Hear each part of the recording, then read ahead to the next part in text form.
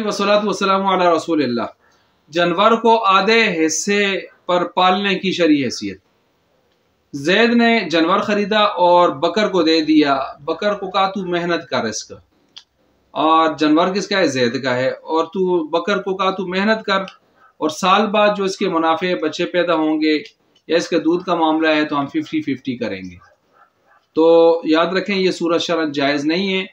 ये जानवर सारा का सारा दूध समेत, बच्चा जो पैदा होगा समेत, ये जैद का ही रहेगा।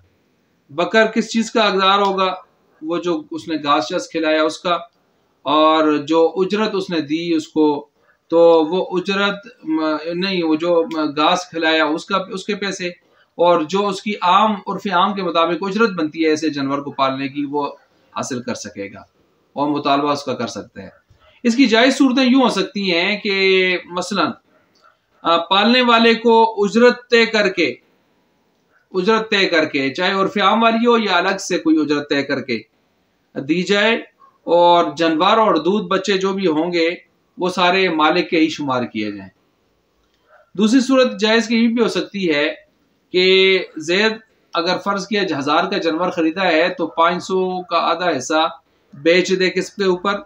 बकर के ऊपर ज़ैद बेच दे, और फिर वो रकम कर्ज ही रहे उस पर एक अरसा, आहिस्ता आहिस्ता जब वो मौका हो दे दे, या थोड़ी थोड़ी करके दे दे, या इसको बाद में माफ़ी कर दे, तो आधा हिस्सा जानवर का दोनों में क्या हो जाएगा? मुश्तरक।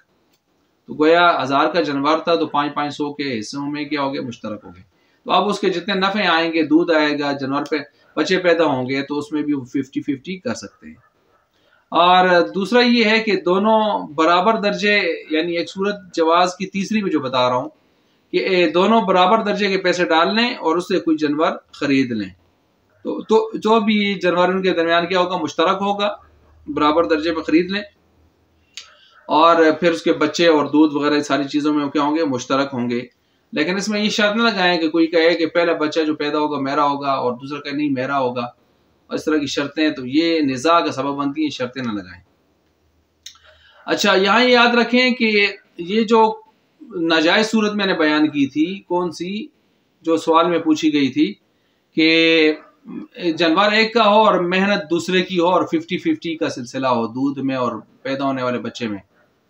तो मौलाना अशरफ अली थानवी, हकीमुल उम्मत मौलाना अशरफ अली थानवी रहमतुल्लाह अलैह इमदादुल फतावा में फरमाते हैं कि कहीं किसी इलाके में अगर इस तरह का रिवाज बन जाए, और बहुत सारे इलाकों में इस तरह का रिवाज बना हुआ है कि एक खरीद कर देता है और दूसरा पालता है बस, और 50-50 करते हैं, तो अगर इस तरह का रिवाज आम हो जाए, इब्तिलाए आम हो जाए, तो इब्तिलाए आम की वजह से हरज अजीम से बचने के लिए इसमें गुंजाइश दी जा सकती है, और इसको दर्जा गुंजाइश में इस सूरत को भी रखा जा सकता है।